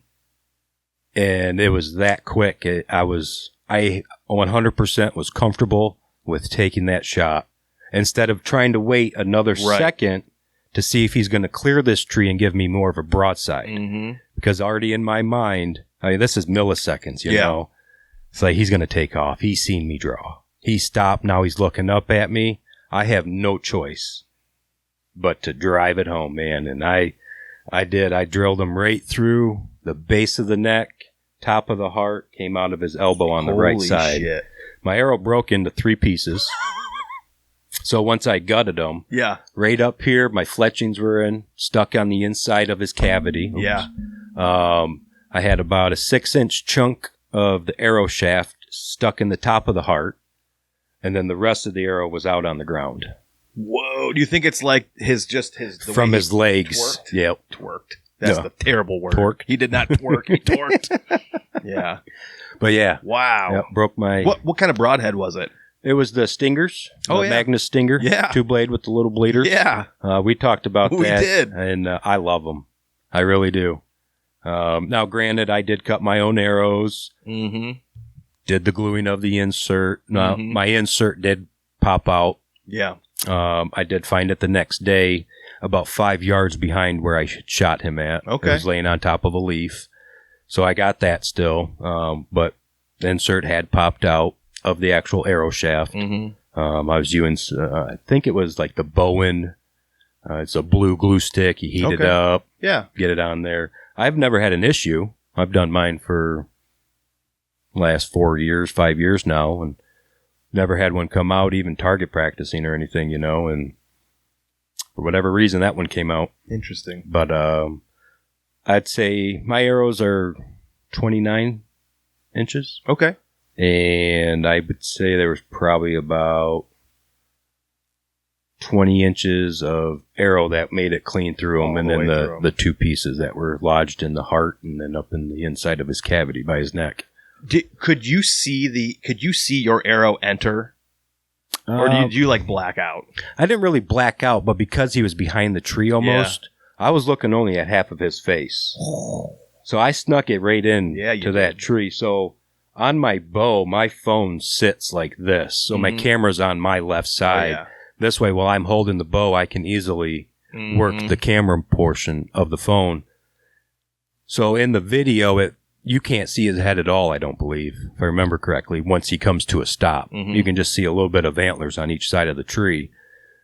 But in my field of view, I could only see half of his face. Mm-hmm. So I only had just a little window to squeak that arrow through. And being at 10 yards, I had money shot all day. Right. I'm very confident at a 10-yard shot. Yeah, and hitting them right there. Yeah, oh, yeah. I knew I was going to hit major vitals. Oh, yeah. I forget what that artery is that runs below their spine there, the femoral artery or something. Could be. I'm not sure which one it is either. I blew that out. Oh, damn. Hit the arteries going into the heart. He never stood a chance. No. When you watch the video, you'll be amazed that after all of that, he ran as far as he did, which wasn't very far. 50 yards, maybe 60. Yeah.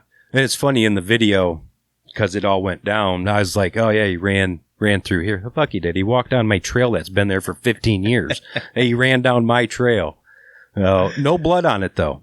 There was very little blood right from where I shot. He did the mule kick. Mm-hmm. He landed. The arrow came out of him. Couple specks of blood right there. And after that, no blood. Not a drop? Not a drop. Did it not come out his elbow? It did. Oh, it did. I know. It was mind-boggling. So I've shot a couple deer high lungs. Yeah. And they don't start bleeding right away. Not right away. They got to get filled up a little bit. Stressful. Oh, yeah. But could you imagine shooting him at last light and then? Oh, God, no. Maybe having him like run down into a gully or something where you just didn't know. Or over the neighboring property. It's fucking stressful. Yeah. Thank God you had broad daylight to see. Oh, man. So he runs off. And as soon as he gets up onto that dog leg, you could tell instantly he's going down. Spread out. Oh, yeah. He slows way down, and he's making that, I got to get out of here, And he just did a little circle on the ground, and that was it, man. He was done instantly. What a cool feeling to see that in your line of sight, he's down. I have had so many mishaps on good bucks. 150s, 60s. I even have one 185 I don't like talking about. Can't plant that. I say 185. He could have been bigger than that. I don't know. He was a 12-point giant, over 2 feet wide, I would say. This was back in like 2011. Muffed it at 17 yards. I say I muffed it. I love muffed. There was a mechanical issue with my bow. Just so we're clear. Sometimes when the moment strikes, it's better than the F word, right? But saying muffed it is amazing. So back in like 2011, I think it was, I'm sitting in my tree stand, just sat down at 3 o'clock in the afternoon, 2:30. I had went and got lunch for me and my dad. He stayed in his ground blind. I get back out there, and I get my tree stand, and I'm like, God, I just want to see a giant buck. 30 minutes later, I catch movement on this giant maple. Both sides of it, I see movement. I'm like, what the hell's that? Sure as shit, man. Biggest buck I have ever seen out there. The biggest buck to this date I have ever seen. Walking my way. And the lay of the land, I say the lay of the land, the undergrowth was a lot different back then. It's no longer like that. It's very open in there now. There's a lot of the that thorny shit. I forget what it's called. Multiflora rose, maybe? Yeah, maybe. Purple stalk-like. Yeah, tons of thorns on it. Yeah. There was a huge patch of that. He come walking right through there, right to my ladder stand. 17 yards, I let it rip. When I pulled that bow back, though, I was using a bare bow element, upgraded from my youth bow, finally. I shot my youth bow for many years. I think I was 21 when I got rid of it. Had a metal D-loop. And this whole D-loop thing was new to me because I used to just use that little metal ring, you know. Oh, yeah. Put the release under that. Never used a D-loop. I'll be damned. So this new bow that I got back in 2011 came with a metal D-loop. I'm like, oh, this is nifty. I'm cool now, right? Well, I didn't realize I should have undid it, put thread locker on it. I wouldn't have fucking known that. So I go to pull back on this giant buck, and it's hard. I'm like, this is not a 100-pound bow. What the hell? I shoot. Arrow goes right underneath of him at 17 yards. Clean miss. He runs back to 35 yards, just stands there. I swear I was the first person that ever shot at him. Holy shit. Because he's just standing there. And my quiver's on my right side. I'm facing to the west. Quiver's to my right. He's just standing there. I'm like, all right, let's see if I can get away with it. I do a full 180. Grab my arrow. He's still there.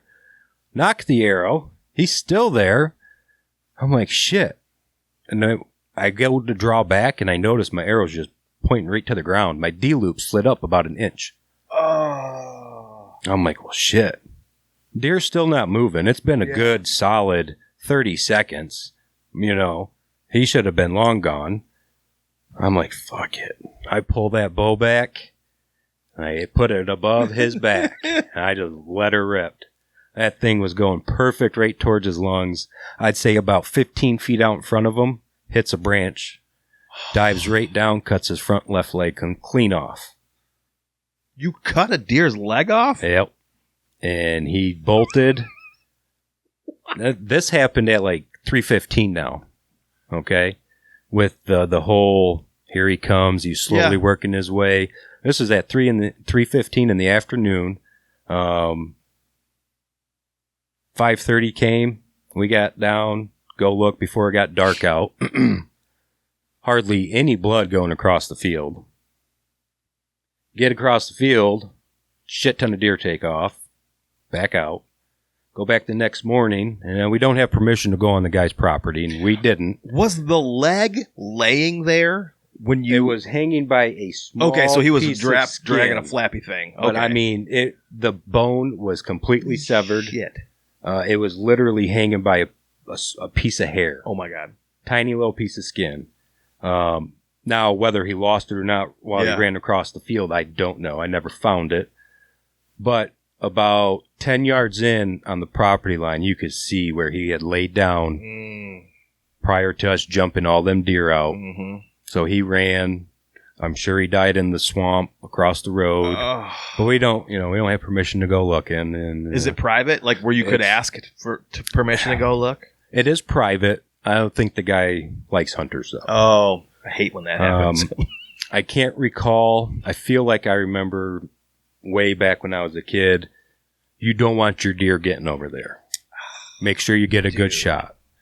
So we never even asked the guy if we could go look on his property. That stinks. Shame on us, but I'm pretty sure he's not a fan of the hunters. Yeah. So it is what it is. Live and learn. Don't fucking do that again. Make sure, your shit's done up right. God, that stinks so bad. Preseason for a reason. Oh. Yep. So after that sad ass fucking story. Yeah, ranting over here. Let's go back to Triple Beam. Yeah. You're finally able to put your hands on Triple Beam. Is he exactly what you thought he was going to be? I was blown away by the size of his body. Yeah. His rack was beautiful, don't get me wrong. It was still big. Yeah. I was blown away by his body size. Do you weigh your deer?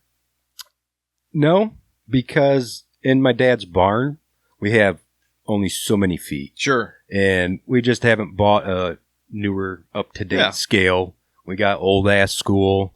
It's like fucking that big. Yeah. You got to hang it up here, and then your deer hang. We just don't have the clearance. Sure. Just curious. But we handle a lot of heavy shit in our line of work. Mm-hmm. We can judge, sure, pretty spot on. I know he was well over 230 pounds on the hoof. Yeah. I tried dragging him to the edge of the field to gut him because I didn't want to gut him in the middle of their field. Mm-hmm. So I drug him to the edge of the wood line. 15 yards. I ain't never drug anything that heavy besides a fucking water heater that's chock full of sediment. Heavier than shit. I get him gutted. We load him up into the little basket on the back of my truck.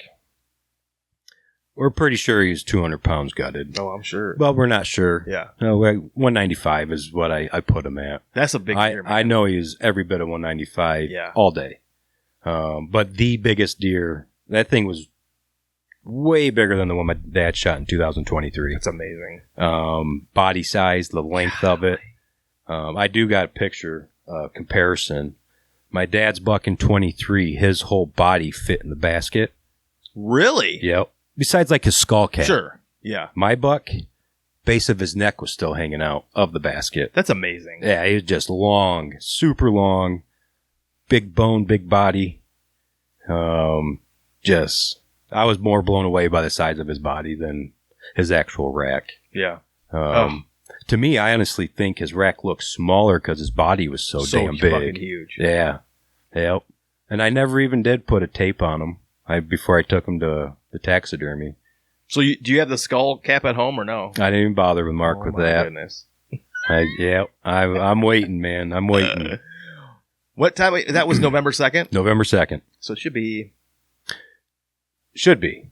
My buddy, I took one of the farmer's sons hunting this year. Mm-hmm. Well, I think it was like 16 or 17. He's, hey, I'll get into whitetails, Yeah. So me and Dad, we took him out.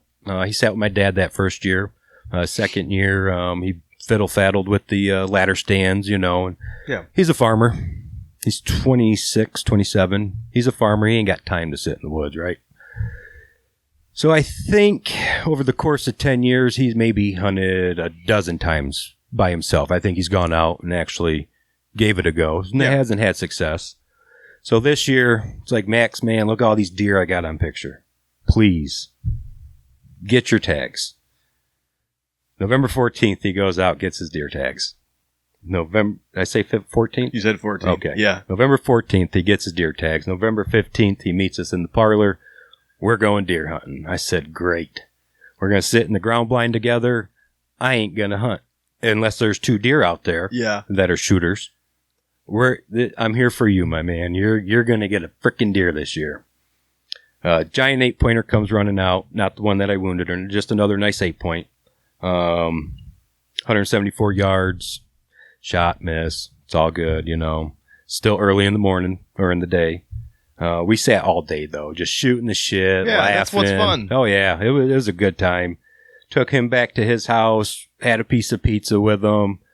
I went back out. He had a couple things to take care of. So I went back, sat in the ground blind. He finally came back out. I think it was about 1 o'clock. 5:30 comes. I think it was just before 5:30. We still had some shooting time left. I think legal shooting light was at like 5:36, 5:37. Sounds about right. I think it changed. Time change was early this year. It was, yeah.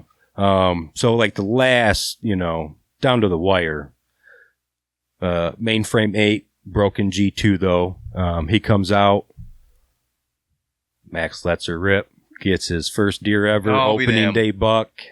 It was beautiful, man. Probably my second favorite hunt I've ever had. That's so cool. It was cool to be a part of it. And he's the first one, I believe, if I'm correct, first one in the whole family to take a deer off their land. Come on. Yeah. Yeah, they're not hunters. They don't have time to hunt. That always does blow my mind that the farmers just don't have time to hunt. Yeah. Especially dairy farmers, you got to milk them cows twice a day. God. They'll milk the cows at prime time in the morning there, They can't be out there. That's right. So, but yeah, it was a hell of a hunt. Well, that's really nice that you were able to sacrifice. I say sacrifice. I mean, they're letting you hunt their land. Yeah. Sacrifice opening day to make sure that the farmer's relative or the kid or whatever is able to shoot a deer. Yep. You think he's hooked now? I think he is. Oh, yeah. I think he is. Now, I don't think he has any intentions on bow hunting. Okay. Which, if he does, great. Yeah. But he likes firearms. He's into the whole firearm thing. So I think this coming season, I do expect him to be out there with us. Good. So very cool. Yeah. I'm cheesing. Yep. So do you have cameras out now? Oh, yeah. So the first year I got my cameras, I was an idiot. Pulled them in the winter. Missed all the velvet growth. I'm like, what the hell did I do? So they've been out for the last 2 years, and they ain't come off. Never moved. Yeah. I do like that. I just have to turn some of them off because it's like, $200 a month on fucking cellular. No, I don't do the cell cams. I'm strictly SD card. I don't blame you. Got to go check them. But that's cool, too, because now you get a reason to go out to the woods. That's what I was telling Adam. I'm like, dude, I had a camera in Ohio that I had no idea what was on it. And so I went to hunt that spot in that area. You say a regular camera? Sign. Yeah, that's just an SD because there's no cell service there at all. Okay. So it's like I didn't have a choice.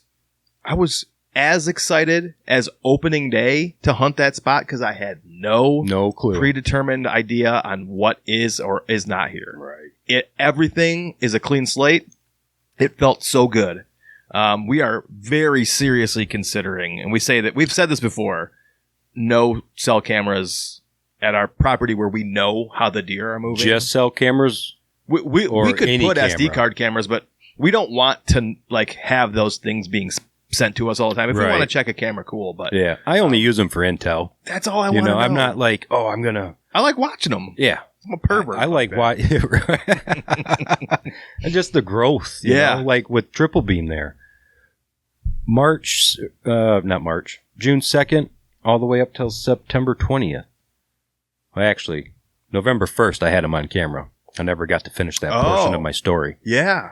I sat that northeast corner, had that little spike walk by me. Mm-hmm. Meanwhile, triple beam's at the southwest corner of the woods, right in front of my camera. At what time was it? I think it was like 4:30. Oh my God. Yeah, daylighting. Unreal.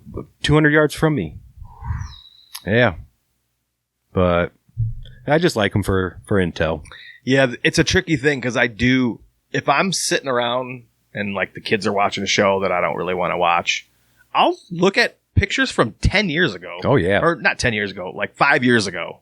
Old pictures. I still go through mine from the first year I put them out. Yeah. They're just cool It is nice. To compare, that 8-pointer with this 8. Is that the same one? Yeah. Is he a 12 now or a 10 now? Not too many 12s, but yeah. Man, we've had a lot of those. Yeah. Ones that got away. Some of them I found, some of them I haven't. I've only wounded 2 deer in my life. That's it? That's it.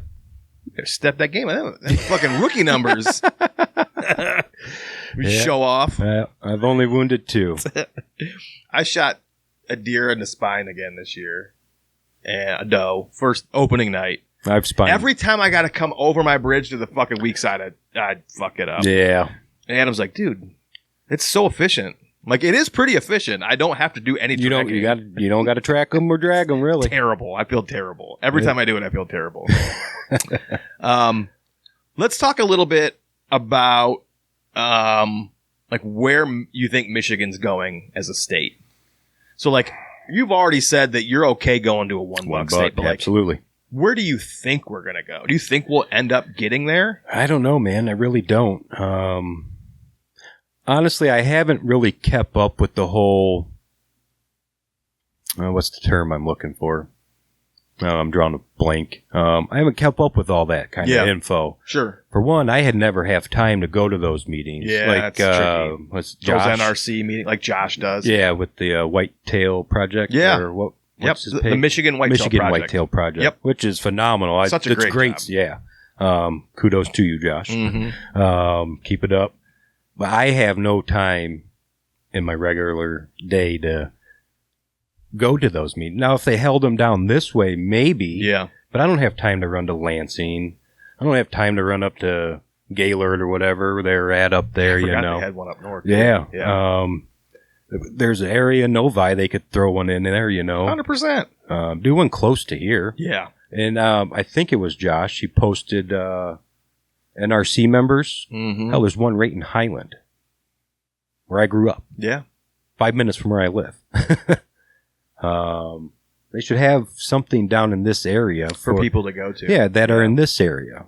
Then, you better chance of getting more of a more broad spectrum of hunters coming in and talking. It really limits the ability to have a broad... I almost feel like they do it intentionally. It seems like it. I mean, I get why they're doing it in Lansing because that's where they're headquartered, whatever. Right. But like, if you have it on a Thursday at 9 a.m., you're going to get a bunch of old timers who are retired. Right. Those are the voices you're going to hear. You're going to get the unemployed whiners who don't want deer hunting to begin with. Right. Those are the voices. So it is, and Josh makes that very clear. Hey, we get it. It's very difficult to come to these meetings. Yeah. If you can swing it, we'd appreciate you here. If not, send an email. I wish I had the time. Send a letter. Like, I never even really thought about sending in a letter. So recently he said that they're like, dude, you gotta, we can't, there's too many calls. Okay. Too many calls that we can't keep up. Like, we've never seen this before. Huh. In favor of $1 going to $1. I'm down for it. I really am. I've always bought a combo tag. Same. Always. Because you never know. Yep. I might be able to shoot my target buck. I've never even been a target hunter. I've just always sat in the woods. Yep. Once I became mobile, got a couple cameras, it was like, oh, wow. Yeah. I can hold out with no problem. I'm going to wait for my target buck. Mm-hmm. I don't know. I've just been content with my little 13-acre patch, I totally get it. I'm in my own world out there. I've always bought a combo tag. I have shot 2 bucks a year more than I have not. Because I can. I see them. Of that. And so it's like but I also am of the opinion that I just like to hunt. Yeah. And I don't have to shoot a buck. No. If I can only shoot $1 buck, I will only shoot $1 buck. If it's the same size buck that I've been shooting, is what it is. I only get one. Right. I'll shoot does. Yep. I'm okay with that. I also go out of state. Yeah. So that's huge. That is huge. For me. Yeah, absolutely. The arguments that I hear in opposition to $1 buck are all feelings based. There's not a ton of science or math behind these arguments. And while I don't disagree with them, or I would never tell someone that their opinion is wrong, everybody's opinion is, well, what if I want to go to deer camp and also hunt my personal piece? So what? So what? You get $1 buck tag. I don't care. Right. That is just these are my feelings that you're going to hurt. And I'm not devaluing those feelings. No. I'm just telling you that is not a good enough reason to not do something. Exactly. I agree with you. And also, a lot of people are saying, yes, I want change, but I don't think $1 buck rule is it. And so their argument is, since I don't think $1 buck rule is the answer, let's do nothing. Yeah. And I don't think that that's it either. We need to do something. And I'm not saying that I have all the answers. Right. But I'm willing to try something. Yeah. I think there's another argument that is, once it's gone, will we ever get that second buck tag back? When you say it like that, if you give up something, getting it back is usually more difficult. And we might get baiting back though, so it's right. It's hard to say. So there's people that want that, and we used to be able to bait when I first moved back here, and I've seen better deer without it. So I don't care one way or the other. I've never put bait out. I've never had a reason I hunt in the middle of farm country. Food So land. Baiting just it doesn't affect me no good. Right. You know. I wouldn't mind being able to do minerals. I do like the mineral aspect. Yeah. For especially because I just talked to a guy during the growing season. When they're developing their antlers. Yes. Absolutely. Supplemental nourishment. There's nothing wrong with that. Absolutely. I think you should be able to do that. So I'm willing to try one buck. I'll continue to hunt because I enjoy it. I think a lot of people just like to yell and scream about stuff. And that goes on both sides. That's the one buck guys, and that's the opposition as well. Yeah. You don't do any out-of-state hunting, do you? I don't. I'd love to. Do you want to? Oh, yeah. I'd love to get to Ohio. I got a cousin in Indiana. He's offered, come stay at my place. He's probably about an hour from some good public. Yeah. I've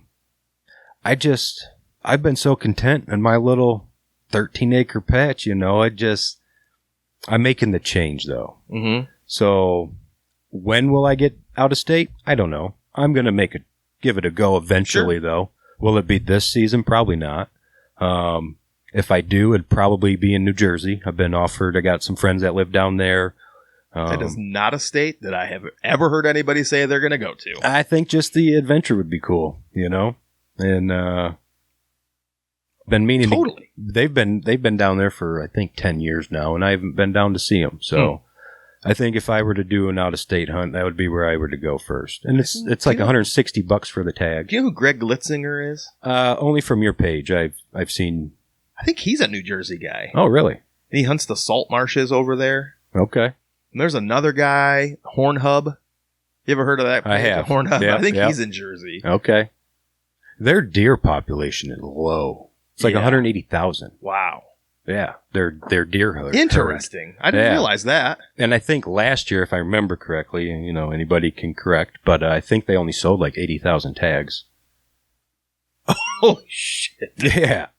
So it's like, is it going to be worth it? But you know what? There's a lot of those little states over there that I think are probably sneakers.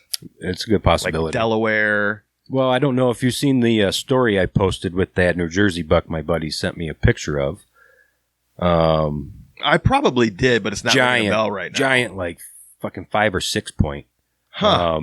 He's the Sandy Hook buck. He's a famous buck over there. Damn. He's on a private ground or public ground, non-huntable though. So I follow the Jersey Big Bucks on Instagram, and they posted the Sandy Hook buck, and it's like, So I call up my buddy. I'm like, hey, you took a picture of a famous buck, right? Oh, yeah. I'm like, well, you didn't tell me that. Here I am thinking, Yeah. But, Oh, shit. Yeah.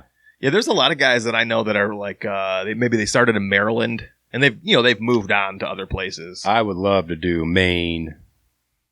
One of these days I'd like to get over there. Yeah. Yeah, I don't know. There's a lot of I love going west. I love going to Kansas. I loved Nebraska. Yeah. I would driving through Missouri. I would love to go hunt Missouri. See where I'm at though, because I'm so new to being mobile and getting on public. There's so much here in Michigan. So much. I can't fully commit to out of state because I haven't even got my toes wet in my own state. You know what I mean? That's fair. Very fair. A lot of people don't look at I don't look at it that way. Okay. I have, and I tell myself that I should be better about it. In fact, I don't have it in here, but I have a whiteboard out in the barn. I seen that. And one of my Michigan hunting goals was to go back up north to where I started hunting. Okay. Figure it out. Okay. Because we would go up there and I'd never see anything. I'd never shoot anything. We would get fucking hammered and that was it. Yeah, well. And that was cool. Right. But today, I would like to be able to go up there. Get on them. And read the woods like I can read the woods today. Right. And shoot a fucking deer. I don't need to shoot a buck. Just get one. Get some be able to shoot a deer. Yeah. Up in the Grayling area. Okay. I don't need it to be a buck. I just want to be able to go up there and be like, I finally shot a deer where I started. Providing for the family. Yeah, man. Yeah. It doesn't need to be a buck. So I hear you. I have hunted some down here in Holly State. I had some does one morning. I could probably have made some adjustments and gotten out of them. But then the meat of the season comes and it's like, well, I'm going where the big bucks are. Right. So I just kind of abandon it. Yeah. And that's where I fall in, there's a lot of there's a lot of public. It's like hunting season's here. Yeah, I'm going to my little piece of pie. Yep. My buddy calls it my petting zoo because I see so many fucking deer all the time. I'm sure people say that about all of us who have good we have a phenomenal hunting piece of property. All of us that have access to prime ground, people talk shit about. They talk shit about us. I'm okay and I'm okay with it. Because they would be doing the same thing. If they had the opportunity, 100%. For sure. Yep. For sure. Yep. Anyway, I just I wanted to see if you would go out of state. Yeah, I would love to do a trip, like I say, Ohio, Indiana. Fuck. Kansas is definitely interesting to me. Do you ever buy points or anything? No. Just to prepare for it? No, I haven't. I would encourage So Kansas you to do is a point system? It can be. Okay. So I drew my first year ever. Okay. With 0 points. Is Ohio a point system? Not now. Not right now. Not yet. They want it to be. Okay. Some people want it to be. Okay. So Kansas, I drew my first year ever with no points. I drew my second year ever, again, with no points. Because it's not like I didn't gain any. I just hunted it. So first year, no points. Second year, no points. Third year, bought a point. Okay. Fourth year, drew with 1 point. Okay. So you can... But if you don't think you're going to go this year, just buy a point. It's $25. Oh, really? Yeah. Oh, okay. Just create an account. Nothing like Iowa then. What's Ohio? Iowa's like 60 Iowa, maybe? I forget what I think it's $60 a year. Okay. Yeah. Well, maybe me and my buddy were well misreading something. I would, even then, if you're not going to go to Iowa, buy a point. Yeah. Because I have been saying I'm not going to go to Iowa till my son and I can go to Iowa together. Okay. But then I started thinking, he hasn't even been wanting to hunt. What if I wait till he's 14? He's like, I'm not hunting's hunting. gay, dude. I ain't doing that. Right. I got a girlfriend now. Right. She touches my wiener. So That'll I'm not definitely going happen. hunting. Guaranteed. And I'll be like, well, I waited 5 years. I probably could have hunted once. Yeah. So anyway, you don't fuck around. I may try to draw a less desirable unit Okay. in Iowa this year. Okay. And then just buy a point in Kansas. But there's something about going over there, like Nebraska, Kansas, Iowa. I have driven through there from California back home like here. And yeah, it was like, man, I could get down with this. Just no one up your ass. Yeah. Now, I will say out here on the public, I'm finding the spots where people aren't going. Yeah. I'm finding them. So like I asked you about Pontiac Lake Recreation Area. I had a customer give me some intel on a couple spots, and you're like, dude, I've never fucking been there. I drive by it every week, multiple times. So I got some boots on the ground over there. You did? I did. Good. I never found this silo. Yeah. I think she... misremembering? Yeah, I think she thought it was in this one area, and Okay. it's not. I did find the apple trees. Okay. Tons of apple trees. Snow on the ground, so I really couldn't tell a whole lot of deer sign. But I did find heavy trails going into the big woods, kind of, to where the oaks are at. Followed them, and yeah, you could see where they're pawing the ground up, eating the oaks. So there's definitely something over there. And we only did a 3-mile hike that day, and my buddy's son with them, with us. And so we didn't get a huge chunk of ground. It was a mile and a half out, mile and a half back. So we found some nice rubs, not nothing too huge, but there's something out there. And for me, I don't need a monster off of public. I just would like to be able to go out onto public and say, look what I did. I was able to. I feel that, man. I feel it wholeheartedly. Oh, yep. I never want to give up the farm. I never will give up the farm. I don't think I'll get kicked off the farm. So I'll always have the farm, but it's just so hard for me to leave there. Plus, I enjoy our friendship with them, That's huge, man. Every guys morning, have a relationship. Every morning, I bring Dunkin' Donuts, bring them breakfast, shoot the shit for an hour, and then I go hunt their land, That's huge. That goes a long way. It does. And that's like deer camp for me, basically. Go there, shoot the shit with the fellas, and go hit the woods for a little bit and see you in the morning. But yeah, it all kind of boils down to loving it for the right reason. Yeah. I think I loved it for the wrong reasons before. You have. I think. Okay. Do tell. Just the whole I got to get a monster buck, right? Okay. It's more for what? Just at this time. At that point in your life, why? So that other people were doing it? Yeah, other people were doing it and be like, oh, look at what he can do, right? And I wasn't even on social media back then. I didn't even have a smartphone. Mm-hmm. But I kind of got out of that, and it was like, you know what? I'm just going to enjoy my time out here. And I found myself to be more happier that way. I wasn't down in the dumps. Yeah. If I didn't get anything that season or anything, or if I didn't see one at all, that was a monster buck. Yeah. I don't beat myself up. Yeah. And I don't know. I was probably like 10 years into my hunting career when I, noticed that and kind of just got out of that and I was just in it for the woods, the time in the woods, the nature. I'm an outdoors man. I don't have to get a deer. That's the bonus. That's the cherry on the cake, right? Have you ever seen, I just posted this the other day. Can you recall the meme where it's like somewhere there is some idiot without a smartphone staring at a waterfall that doesn't even know he's supposed to be mad? No, I haven't. It's like, if you just stopped paying attention to all the shit that they want you to be mad about, which, listen, I'm guilty of it too. Oh, yeah. And just lived your life. There's so many amazing things out there. I think that's why I'm a little different than most people my age, because I wasn't on social media. It always blows my mind when I meet someone who's not on social media. Yeah, I am now. Fucking alien? Right. Oh, man. I ran into a high school buddy at Myers once, and bust out the phone, change numbers. A kid that was working there was totally mind blown. I had a freaking flip phone. I ain't never seen one of those, man. Can I take a picture? Oh, my God. Like, okay, bro. That's so funny. If I could go back to the flip phone, I would. I've thought about it. If I didn't have work shit on that fucking thing. I do they even make flip phones anymore that aren't smartphone?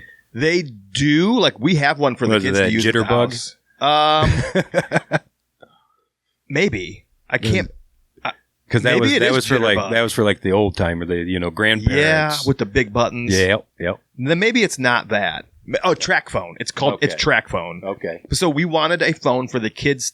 Now we'll like go hang out at someone's house or we'll drop them off. Just something you have to get a hold but not a smartphone. Right. So there's no internet on it. Right. And we have to buy minutes and buy messages and shit. Oh, okay. And so you can get them, but you can get internet on it, but you have to like add it. Yeah. So you could do it. I've thought about it. You came to the rail yard this summer. Yes, sir. And hung out with us when I tried to a last minute, like a meetup. Yep. Great time, too. I appreciate you doing that. Yeah. Because appreciate you throwing it together. Yeah. And I want to do it again. Good. I was going to ask you that here. Yes. I've had other people say, hey, let me be involved in this, but let's make it a little bigger. Planning it further in advance. Like, fair enough. I just was like, I'm winging it. Yeah, right. It was the last minute. A lot of people were really bummed they didn't get to go. Really? That's cool. That's good to know, though. I would like to do it again, but what about that was like... For me personally? Yeah, like why did you want to go do that? Meeting people with the same mindset. Yeah. Because I didn't grow up with a lot of friends that hunted. There was a couple, but, we did our own thing come hunting season. We never got together. Our dads weren't friends or not. We were just high school buddies. He hunted a little. I hunted a shit ton. I never had a friend that had the same passion. About it, had the same passion. So I got my two buddies into hunting 8 years ago. Mm-hmm. They're into it. My other buddy, Jeremy, he's from up north, moved to Grand Rapids. His wife was from down here, so her dad passed. They moved back home so she could be with her family. Okay. And so me and him reconnected, and he's my scouting buddy. Like, we go fucking everywhere. Swamps, big woods, anywhere around here. He loves the scouting end of it, and I enjoy it just as much. So for me, though, for your meet and greet, meeting people that had the same drive, same passion, it was cool. Yeah. It wasn't just we're friends on Insta. We actually got to meet each other. Yeah. Yeah. Meeting people in person, for me, I enjoy it. I'm a people person, And now you're at my house. You might even poop in my toilet. I might, man. Not everybody gets to come over. No. Not everybody gets to come over. But some people I get the good vibes from and they can come over. Appreciate it. If this was like an off-site studio, it'd be like, sure, I don't give a fuck. Come on over. I'm strapped. Right. I'm strapped, but it's different. I'm at home. Yep. I'm not like Dwight Schrute. You ever watch The Office? I have. Dwight has like knives under his desk. You know what's what's funny with me though? I have a hard time retaining movie, TV shows. My one buddy, he's always repeating shit. It's like I don't know, man. I don't retain that kind of stuff. I don't know why. My brain is full of nonsense. I'm not even big on TV. You know, most of my spare time is listening to YouTube. Okay. Hunting on YouTube. I'll pop open YouTube. I'm not a podcaster. So you listen to my show on YouTube? On YouTube. So you're one of 7 people. Yeah. Okay. So I'll I'll pull up your YouTube, put it to the small screen. Yeah. I throw open Spartan Forge and I'm e-scouting. I'll sit there sipping a couple beers. Next thing you know, 3 hours later, well, the one with you and your bro, I listen to the whole fucking thing. That's awesome. I'm like, holy shit. These assholes are still talking about fiestados. Oh man! I think he said Bigfoot toe. Yeah. So yeah, that's what I do in my time. Nice. I'm not a big TV watcher. You're not missing anything. It's all garbage. Pretty much, dude. I watched the same 2 shows over and over and over again. I have tried to watch new shit, and it all sucks. Yeah, the good stuff is all old, and yes, I know this makes me sound like an old man, but all of the good TV shows happened a long time ago. The new shit is fucking woke, terrible nonsense. Yeah, absolutely. It's not worth it. And you're not missing anything. No. And what I've noticed, they just they try too hard to make something, and it's trash. Yeah. So I'm not into that. Good. So. Well, I do appreciate you coming to the meet and greet. I appreciate you stuck around the whole time. Yeah. I love that you're willing to do it again. We may even do it the same place. Oh, yeah. You know, it was nice that Adam had a restaurant there. And, is he still in there? He'll be back there. Okay, cool. Yep. Cool. Yep. I'm pretty sure it's going to be the same food plus maybe a little bit more stuff. Okay. Yeah, I'm bummed I didn't try his dishes out there that day. I just wasn't hungry. Yeah, it happens. But then I wanted to get my wife up there, and she wasn't feeling good. Well, it'll be open again in like 2 months, I think. Maybe 2.5 months. But I told her about it. She's like, oh, good. Let's go. She loves tacos. And the nice thing is about there is like you can bring your family. Oh, absolutely. And there's food and there's things for kids to do. There's video games. There's like cornhole and stuff. And the wives can hang out and drink. And it was beautiful. Yeah. So we will do it again. Cool. We'll try to get more notice for more people to join us because more people wanted to come. Yeah. And I would love to do that all the time because like you said, you talk to people on social media and you're like, yeah, this is my friend. And someone's like, what do you mean your friend? I'm like, well, as weird as it is to say, I've never met this person, but I talk to them all the time. Right. And it's just really great to get together, break bread or not, and just hang out. And you can talk about the same shit. You can talk about different shit. Yeah. But at least you can say, I shook this person's hand and they're cool. And I actually got to meet them. Yeah. Yeah. Yeah. So that was the cool part about that for me was meeting like-minded people. And there was no agenda. So it's like, no, you go to a show and it's typically sponsored by somebody, right? And they're pushing something. You got a program they're going to follow. Yeah. We were just shooting the shit. Yeah. And even if somebody from a brand wanted to be there, I still think there would be no agenda. It would just be like, hey, this is so-and-so. They work for so-and-so. Right. They're just here to hang out. Yeah. Because I think that'll probably happen too. So that'd be cool. I'd love to do more. So that's the plan. Yeah. Yeah. Yeah, hell yeah. Well, thanks for coming over today, man. Hey, you betcha. I know you said you got big plans to watch the Super Bowl in a little bit. Yeah, hell no. I think it's against the rules to say that, isn't it? I don't know. Like on television, I don't think you can say Super Bowl without like paying a licensing fee. Huh. I think they say the big game. I don't know if you ever noticed that. They never say Super Bowl. They say, are you going to watch the big game? Okay. Because if you say Super Bowl, you have to pay them a fee. Really? Which is fucking gay. That is. But no one's coming to get me because I'm just a little old podcaster. No one gives a shit about this. Yeah, man. Thanks for coming over. Thanks for having me, Brett. I appreciate it. Yes, sir. Anytime. You're welcome anytime. Anytime you ever want to have me over, you just let me know. Okay. We'll do that. I'll come over and shoot the Hell shit. Yeah. I love it. We should do some scouting this spring. I'm down. So we'll figure something out for sure. Hell yeah, bro. Cool. Sounds all right, good. man. Well, thanks everybody for listening, and we will talk to you all soon.